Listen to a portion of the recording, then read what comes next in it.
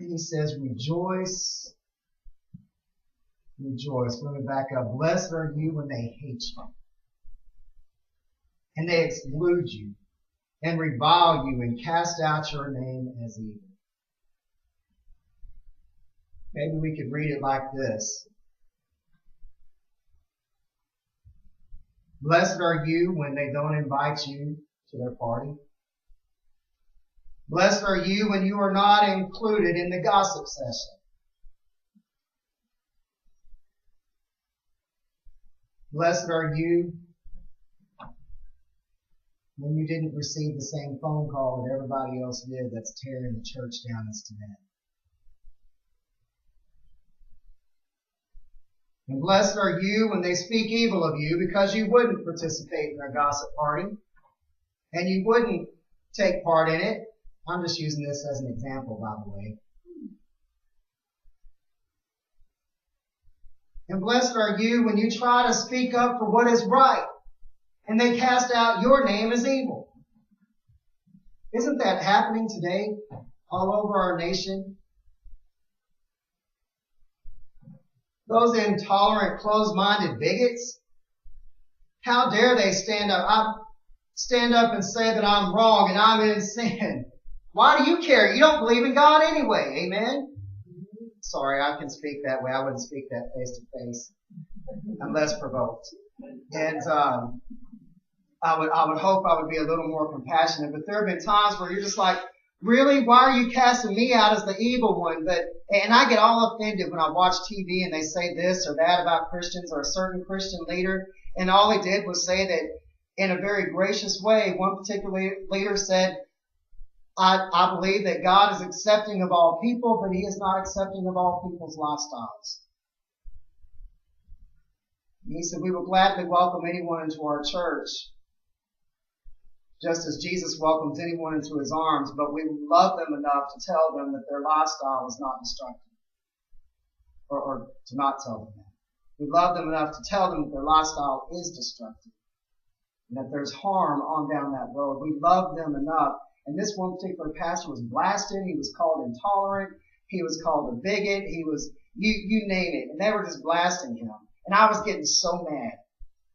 The smoke was probably starting to come out of my ears. My veins were popping out in my forehead. I was turning red. My blood pressure was rising. By the way, watch those shows when your blood pressure gets low. And,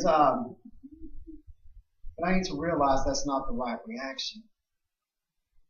Jesus didn't say, get mad when they do those things. He said, rejoice. Rejoice. Isn't that what they did to him on the cross? And he endured the cross for the joy that was set before him. By the way, I want to say this because Jesus said, your reward is great in heaven, and in like manner their fathers did to the prophets. I want to remind you that when we are excluded, when we are reviled, when our names are cast out, I love this version, cast out as evil for the sake of Jesus, there is a great cloud of witnesses that has gone on before us, and they are on the other side. And I believe somehow, some way, they are cheering us on, according to Hebrews 12, verse 1. They are cheering us on. Maybe they're saying, don't give in to that sin. Keep on taking a stand. Come on. Keep running the race. You got just a little bit longer to go. Come on. You'll make it. Come on. Endure all the way to the end. Come on. Let me tell you guys. Let me tell you those who are still in the race. It is worth it. Keep running. Don't quit. The reward is great. It's beautiful here. His face is lovely. Let me tell you how wonderful it is to be in the very presence of God. Come on. Don't give up. That's my opinion. I think that's what's happening on the other side of heaven. We're being cheered on. That's why we can rejoice, is because we know that there is something better to look forward to than the mess that we have to go through. Amen?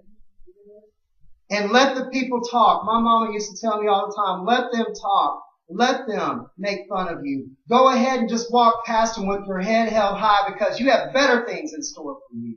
You're not going to be stuck in this neighborhood. You're not. And she said, even if I have to whip your tail, you're not going to be stuck in this neighborhood. She said, you just keep on going. You keep on letting them talk because they'll still be in junior college while you're graduating. Nothing wrong with that, by the way. I know some people take a longer process. That's not what I'm talking about. Some of them will still be doing the checkout line at the grocery store when you're in college, and they're going to be making fun of you because you're not at the parties. You're not included in their phone calls. Back then it was phone calls. You're not included in all this stuff. That's okay. There's something better ahead for you. And there was a better life. And if that's true in this life, how much more in the life to come? Amen. Keep on going. Keep on going. I'm not going to talk about the rich people. I will say this one thing about these 4 woes. The 4 blessings and the 4 woes. Of course, the woe is an exact opposite of a blessing. It's a pronouncement of a curse. So Trevor and Rhonda, y'all remember that since we're in that part of the book of Revelation. It's a pronouncement of a curse. They're not cursed because God has necessarily pronounced judgment. They're cursed because they have declared God's judgment on themselves. And I say that with this in mind. They pronounce God's judgment upon themselves because they think that life, liberty, and the pursuit of happiness is all there is. Not bad things. I'm glad that's in the Declaration of Independence. But as Christians, there's so much more that God has to offer. Amen. So much more.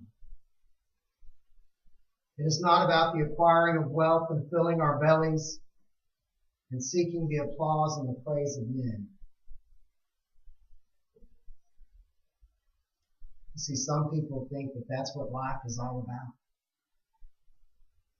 And they're cursed. They may look like they have it all together. They may look like life is good and life is easy. But you know, for those of us who have Jesus, you can take those things away and we still have Jesus. Amen. For those of us who don't have these things, we have Jesus. And those things can be added to us and we will still have Jesus. Amen.